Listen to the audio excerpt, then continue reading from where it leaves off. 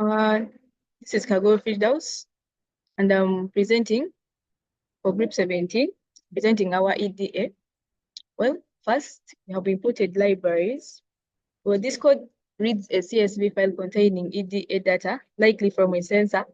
It uses libraries like pandas for data handling, matplotlib for plotting, and others for signal processing. The code attempts to open the specified CSV file, handles potential file errors, like the file not existing or being empty, and if successful, loads the data into a pandas data frame for further analysis. It's designed for processing and analyzing physiological data, specifically EDA. Well, in this part, the following code, the ECG signal for one patient will be visualized, and these are the steps. This code, it displays the first 5 signals and the last 5 signals. Well, it just displays the first few rows of the data frame to understand its structure. The following code creates a figure with a specified size for plots. Well, this code creates a figure with 2 subplots to visualize ECG datagram. The top subplot displays the ECG signal from lead MLII over a 30-minute period per patient, 100, for patient 100, and the bottom subplot shows the ECG signal from lead V5 for the same patient and duration. The plt.tight layout ensures the subplots are spaced properly and don't overlap, especially it's a way to compare the ECG readings from 2 different leads simultaneously. Well, this is the output graph for the 30-minute EKG for ML patient, ID 100, and the 30-minute EKG for V5 for patient 100. Now, the following code. Well, this code calculates and prints descriptive statistics for 2 columns, ML, II, and V5 from a pandas data frame called ECG 100. These statistics provide a summary of the data in each column, including the count of data points, the mean, the standard deviation, minimum value, quartiles, the 25th, the 50th, median, and the 75th percentiles, and the maximum values. This gives a quick overview of the distribution and central tendency of the ECG data for these 2 leads. Well, this is the output for the code. Well, the following code analyzes 8 seconds of ECG data from leads ML, II, and V5. It extracts the data, performs the first Fourier transform, FFT, to convert the signals from the time domain to the frequency domain, and then plots both the time domain signals and their frequency spectra. The top row of the plots shows the raw ECG signals for ML, II, and V5 over the 8-second interval. The bottom row shows the frequency content of those signals, revealing the dominant frequencies present in each lead's data. The frequency plots have their axes limited to focus on the lower frequency range. Well, these are the other graphs. This is the first 8 seconds of MLII signal, and the first 8 seconds of the V5 signal, and the first Fourier transform of the MLII signal, and the FFT of the V5 signal. Well, then the next code, this code designs and displays the frequency response of a beta bandpass filter.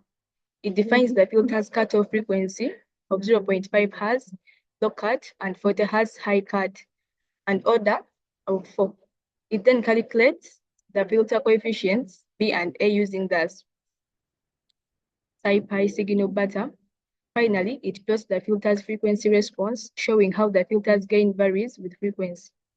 This visualization helps confirm that the filter will pass frequencies within the specified band of 0.5 Hz to 40 Hz, while attenuating frequencies outside this range.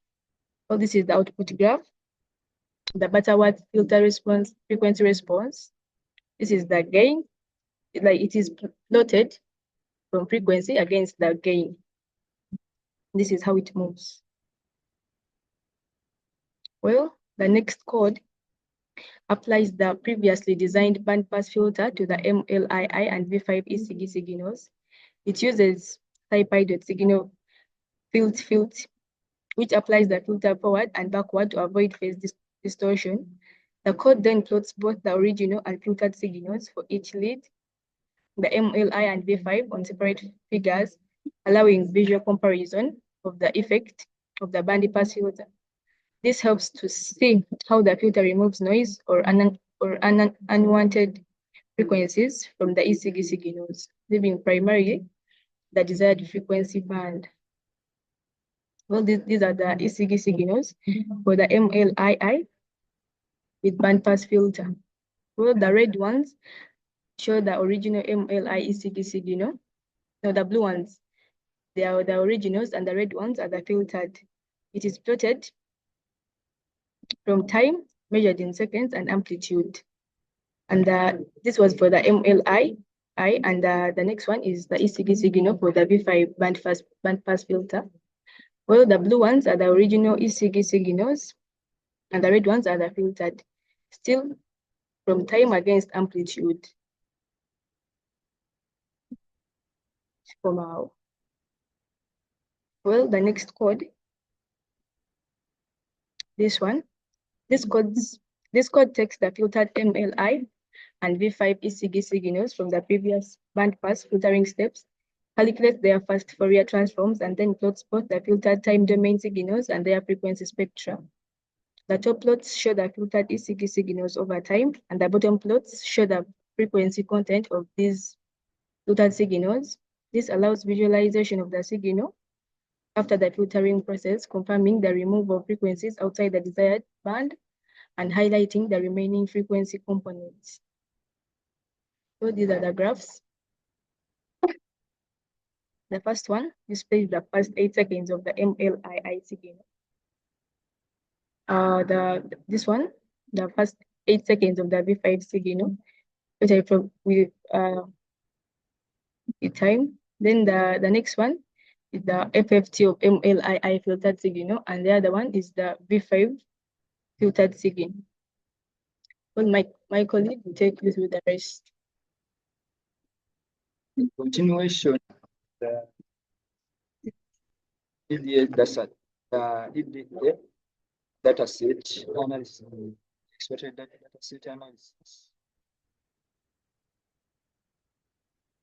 Basically, this code calculates and puts the heart rate from one ECG signal stored in a CSV5, which reads the data specifically, the MLI column. We then calculate the heart rate. The heart rate in beats per minute based on the intervals between the concepts. As it is shown here, this is the heart rate from the ECG signal.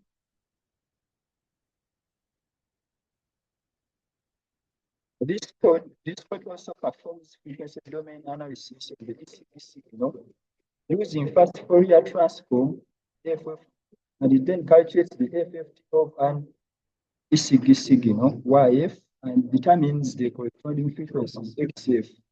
It then puts the magnitude, as you see, it puts the magnitude of the FF coefficient against the frequency, as shown in this graph. Then this code defines the bandpass filter for the signal processing, beta bandpass, and then calculates the filter coefficients using the Butterworth filter design, and then the bandpass filter applies the filter to the input data using backward filtering approach. Then finally, the code extracts the ECG signal, specifically the MLII column, from the data frame and applies previously defined bandpass filter to remove the noise, and then normalizes the filter signal to a range between 0 and 1, and then finally plots the first 1,000 samples of both the raw and the filtered ECG signals for comparison visually demonstrating the effect. As you see in the diagram, the ECG signal grow that versus the filtered ones. And that is the amplitude against the samples. Then this code, the one I'm showing, detects the error peaks in the filtered ECG signal using bind peaks, then calculates the error interval, where that is the time between the consecutive error peaks in seconds, and then convert this heart rate in beats per minute, BPM. He then plots the error interval to visualize the variation. Then finally, it performs the basic heart rate variability analysis by calculating the printing, the mean error interval, standard deviation, and among others. As you see in the figure, the HRV analysis, you see the mean error interval, 0.795, the standard deviation for error interval, and the heart rate variability. As you see, this is the error interval against the bit number, as you see the graph. Then this code basically generates a point-clear plot and a visualization technique used in heart rate variability HRV analysis. It then plots each RR interval Rn plus 1 against the preceding RR interval. The shape and distribution of the points on the local plot can provide information about the patterns and visibly the heart rate as you see in the diagram. That is the point clear plot of the RR interval against the RNS as you see in the diagram. Then this code performs frequency domain analysis on the filtered ECG signals. It uses the fast frontier transformation FFTP, then calculates the FFTP, then determines the corresponding frequencies and plots the magnitude of the FFT coefficients. Then this shows the frequency spectrum, as you see. It shows the frequency spectrum where the magnitude is against the frequency it has. The code you're seeing here, basically, it takes the data frame, VF, and then has more than one column. The ECG leads or features are present.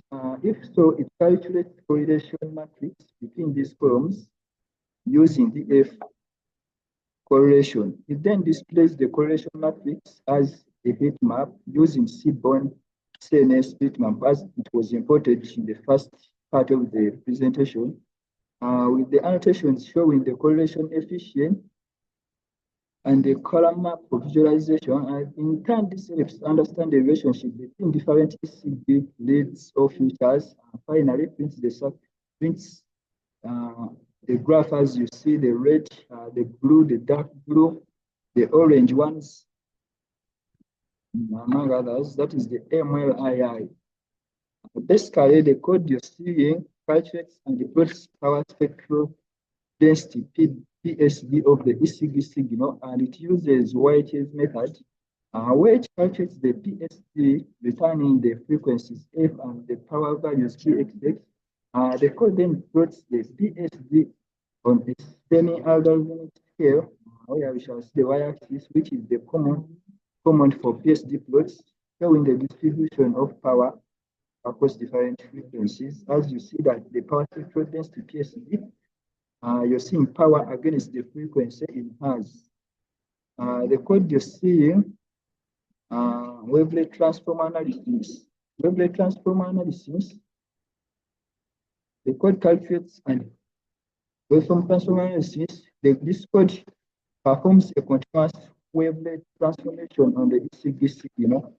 It uses a Moret wavelet, PYW, where CW calculates the wavelet coefficients and corresponding frequencies across a range of spreads.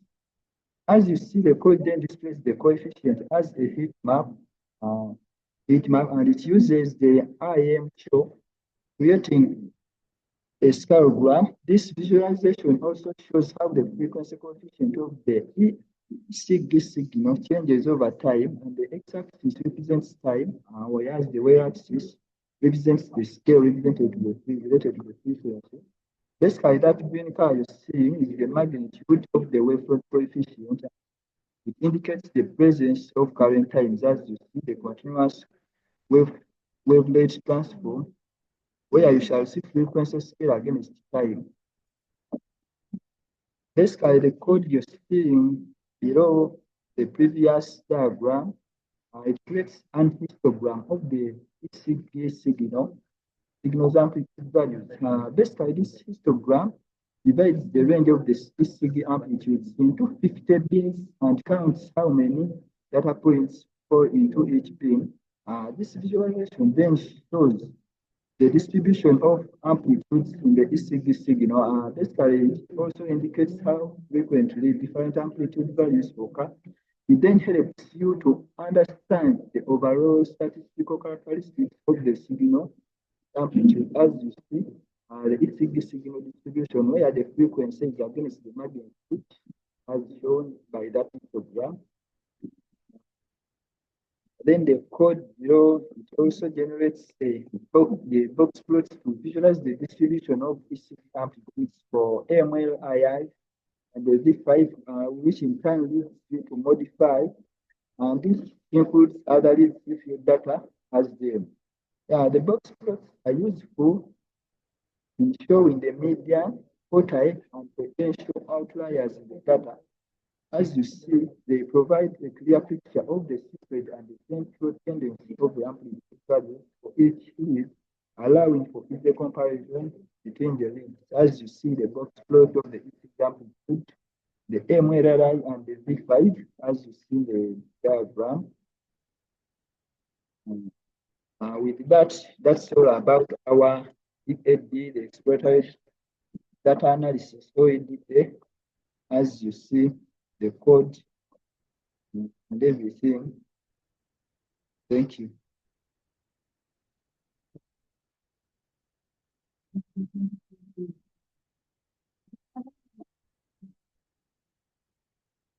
Okay, so